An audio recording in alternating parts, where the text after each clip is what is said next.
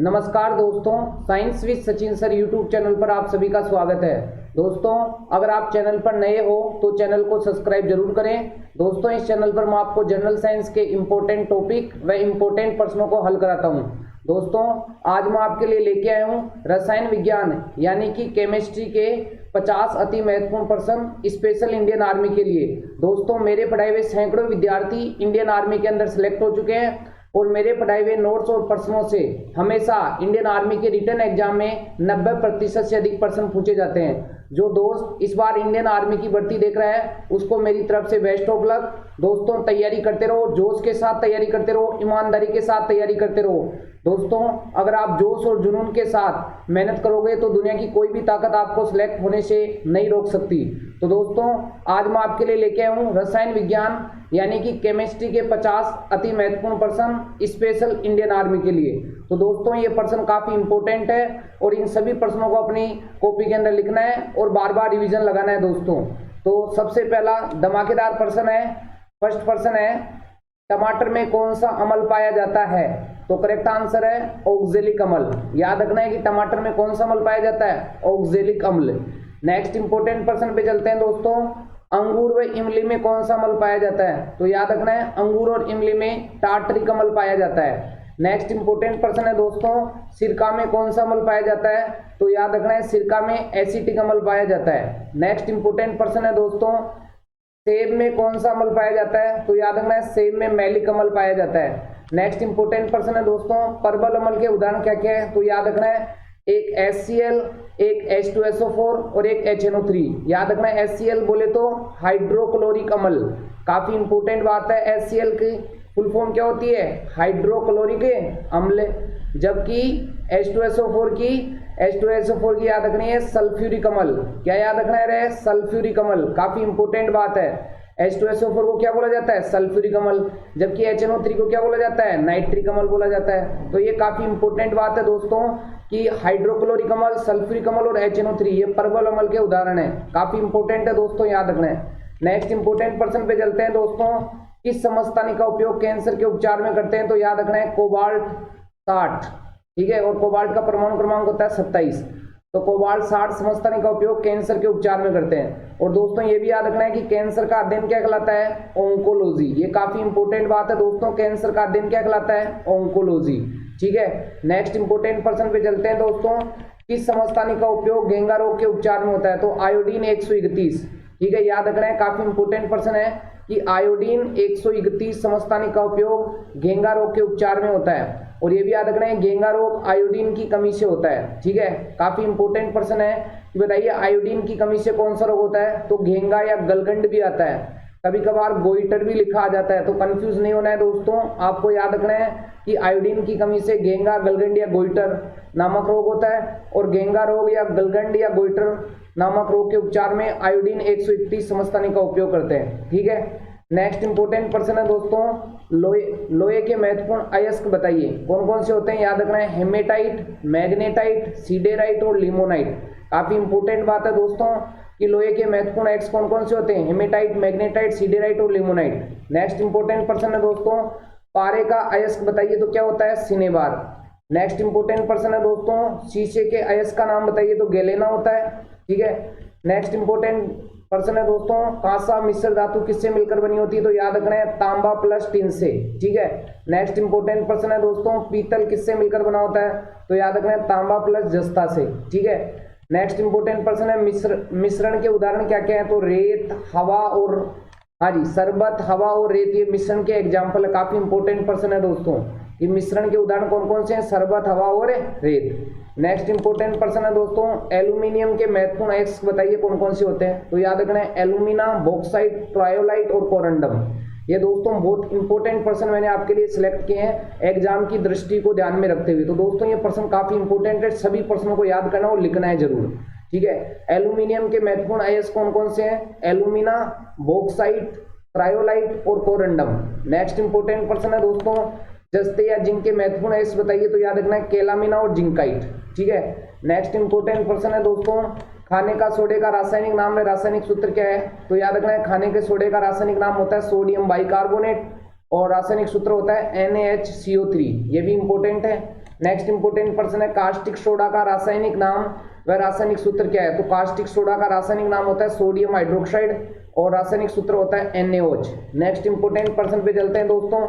Litmus पत्थर किससे प्राप्त होता है? तो याद रखना है लाइकेन या सेवाल से, ठीक है, ये लाइकेन आएगा यहाँ, लाइकेन और सेवाल से। नेक्स्ट इंपोर्टेंट पर्सन है दोस्तों, लोहे पर जस्ते या जिंक की परत चढ़ाने की प्रक्रिया क्या कहलाती है? तो गैल्वेनीकरण, ठीक है, याद रखना है कि लोहे पर जस्ते या जिंक की परत चढ़ाने की प्रक्रिया को क्या कहा जाता है? गैल्वेनीकरण।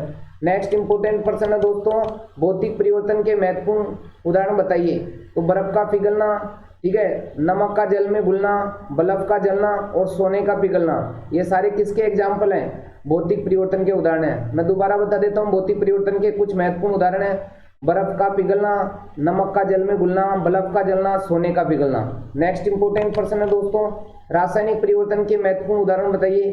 तो लोहे पर जंग लगना, मोमबत्ती का जलना, दूध का दही में परिवर्तित होना, ये रासायनिक परिवर्तन के एग्जाम्पल है दोस्तों। नेक्स्ट इंपोर्टेंट पर्सन है दोस्तों, ठोस पदार्थ का सीधे गैसीय अवस्था में बदलने की प्रक्रिया क्या कहलाती है? ऊर्ध्वपातन। दोस्तों कुछ ऐसे पदार्थ होते हैं जो ठोस अवस्था से डायरेक्ट गैसीय अवस्था में आ जाते हैं और इनको जब वापस ठंडा करते हैं तो ये गैस से किस में आ जाते हैं? सीधे ठोस में आ जाते हैं। किसी भी ठोस पदार्थ का सीधे गैसीय अवस्था में बदलने की जो प्रक्रिया होती है वो ऊर्ध्वपातन कहलाती है। अब ऊर्ध्वपातन के उदाहरण, नेक्स्ट पर्सन है ऊर्ध्वपातन के उदाहरण बताइए। तो काफी इंपोर्टेंट है कि ऊर्ध्वपातन के उदाहरण है कपूर, आयोडीन और नौसादर, ये इंपोर्टेंट बात है दोस्तों। नेक्स्ट इंपोर्टेंट पर्सन है दोस्तों, दारू का गैस में बदलने की प्रक्रिया क्या कहलाती है? तो वाष्पन, ठीक है, और गैस का द्रव में बदलने की प्रक्रिया क्या कहलाती है? संघनन। ये काफी इंपोर्टेंट बात है। देखिए हम दोबारा से इसको समझा देते हैं कि द्रव का गैस में बदलना, द्रव का गैस में बदलना ये क्या कहलाता है? वाष्पन। जबकि गैस का वापस द्रव में बदलना, मतलब गैस का वापस किस में बदलना? हाँ जी, द्रव में बदलना, ये क्या कहलाता है? संघनन कहलाता है, ठीक है। ये काफी इंपोर्टेंट बात है, आया हुआ प्रश्न पूछा जा सकता है। नेक्स्ट इंपोर्टेंट पर्सन है परमाणु का प्लम पुडिंग मॉडल किसने दिया? तो याद रखना है जे थॉमसन ने दिया था। नेक्स्ट इंपोर्टेंट पर्सन है दोस्तों, आवर्त सारणी में अब तक लगभग कितने तत्व खोजे जा चुके हैं? तो 118। नेक्स्ट इंपोर्टेंट पर्सन है दोस्तों, वाटर गैस या जल गैस किसका मिश्रण होती है? तो याद रखना है CO प्लस H2, बोले तो carbon monoxide plus hydrogen. Carbon monoxide plus hydrogen का जो मिश्रण होता है वो क्या कहलाती है? वाटर या जल गैस कहलाती है। नेक्स्ट इंपोर्टेंट पर्सन है प्रोड्यूसर गैस का मुख्य घटक होता है। तो याद रखना है CO प्लस N2, बोले तो carbon monoxide plus nitrogen.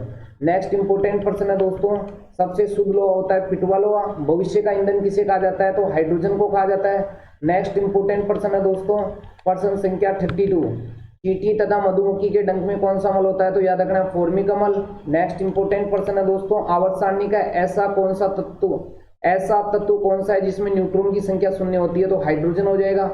Halogen तत्व कौन कौन से हैं? तो याद रखना है, काफी इंपोर्टेंट बात पूछा जा सकता है एग्जाम में, हेलोजन तत्व कौन कौन से हैं? फ्लोरीन, क्लोरीन, ब्रोमीन और आयोडीन।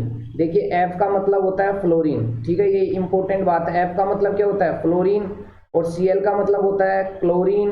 Cl का मतलब क्या होता है? क्लोरीन होता है।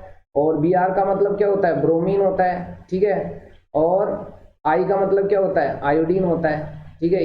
ये हेलोजन तत्व होते हैं, फ्लोरीन, क्लोरीन, ब्रोमीन और आयोडीन। नेक्स्ट इंपोर्टेंट पर्सन है दोस्तों, कार्बन डेटिंग विधि का उपयोग किसमें किया जाता है? तो याद रखना है कार्बन डेटिंग विधि का जीवाश्मों की आयु याद करने में होता है, ठीक है। नेक्स्ट रसायन विज्ञान का जनक कौन है? लेवासिया। नेक्स्ट इंपोर्टेंट पर्सन है, अम्लीय वर्षा का पीएच मान कितना होता है? तो याद रखना है 4.8 से 5.5 के आसपास, ठीक है, लेकिन 5.5 से कम ही होता है। तो ये काफी इंपोर्टेंट बात है। अम्लीय वर्षा का पीएच मान कितना होता है? 4.8 से लेकर 5.5 तक। समुद्री जल का पीएच मान कितना होता है? तो 8.1 से लेकर 8.4 तक। शराब का पीएच मान कितना होता है? 2.8 से 3.8। मैसोन कणों की खोज किसने की? युकावा ने की थी। सोने का परमाणु क्रमांक कितना होता है? काफी इंपोर्टेंट और लेटेस्ट पर्सन आ रहे हैं ऐसे, तो याद रखना है दोस्तों। सोने का जो प्रतीक होता है AU और इसका परमाणु क्रमांक होता है 79, ठीक है। नेक्स्ट इंपोर्टेंट पर्सन है, चांदी का परमाणु क्रमांक कितना होता है? Ag 47, ठीक है। चांदी का प्रतीक क्या होता है? Ag और इसका परमाणु क्रमांक 47 होता है। नेक्स्ट इंपोर्टेंट पर्सन है, प्लेटिनम का परमाणु क्रमांक कितना होता है? तो प्लेटिनम का प्रतीक होता है Pt और इसका परमाणु क्रमांक होता है 78 होता है। नेक्स्ट इंपोर्टेंट पर्सन है, वल्केनाइज्ड रबर का आविष्कार किसने किया? तो चार्ल्स गुडियर ने किया था, ठीक है। नेक्स्ट इंपोर्टेंट पर्सन है, आवर्त सारणी में कुल कितने वर्ग और आवर्त होते हैं? तो याद रखना आवर्त सारणी में कुल वर्ग 18 और आवर्त 7 होते हैं। नेक्स्ट इंपोर्टेंट पर्सन है, दियासलाई में किस फास्फोरस का उपयोग किया जाता है? तो लाल फास्फोरस का। नेक्स्ट इंपोर्टेंट पर्सन है, किस धातु को मिट्टी के तेल में रखा जाता है? तो सोडियम को। अधातु के उदाहरण क्या क्या है? ये भी इंपॉर्टेंट है, तो याद रखना है carbon, sulphur, iodine, bromine, oxygen और नाइट्रोजन। ये सारे अधातु के एग्जाम्पल हैं, ये सारी अधातु हैं। कौन कौन सी? Carbon, sulphur, iodine, bromine, oxygen और नाइट्रोजन। नेक्स्ट इंपोर्टेंट पर्सन है दोस्तों, आवर्त सारणी में कुल ब्लॉक की संख्या कितनी होती है? 4। कौन कौन से? एस, पी, डी और एफ। नेक्स्ट और लास्ट पर्सन है दोस्तों, अक्रिय गैस या उत्कृष्ट गैस आवर्त सारणी के किस वर्ग से संबंधित होती है? तो 18वें वर्ग से संबंधित होती है। ठीक है, तो दोस्तों मैंने रसायन विज्ञान का पार्ट 3 कंप्लीट हल करा दिया है। दोस्तों आपको वीडियो कैसा लगा मेरे को कमेंट बॉक्स में जरूर करके कमेंट बताएं। और दोस्तों मिलते हैं नेक्स्ट वीडियो में, तब तक के लिए जय हिंद, जय भारत।